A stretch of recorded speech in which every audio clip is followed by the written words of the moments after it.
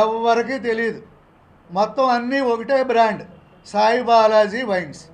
ఆ సాయి బాలాజీ వైన్స్ అధినేత ఎవరు, ఆ సాయి బాలాజీ వైన్స్ నిర్వాహకులు ఎవరు, ఈ ఒరిజినల్గా ఆక్షన్లో పార్టిసిపేట్ చేసిన లైసెన్సీస్ అంతా ఏమైపోయారు, వాళ్ళు ఎందుకు నడపట్లేదు అనేది ఒక ప్రశ్నగా మిగిలిపోయింది. మా నియోజకవర్గంలో దురదృష్టవశాత్తు సాక్షాత్తు డిపార్ట్మెంట్ కూడా, ఆబ్కారీ డిపార్ట్మెంట్ కానివ్వండి, పోలీస్ డిపార్ట్మెంట్ కానివ్వండి, నిస్తేజం అయిపోయి చేష్టలు ఉడిగి ఏమీ చేయలేని పరిస్థితుల్లో వాళ్ళు ఉద్యోగాలు చేస్తున్నారు.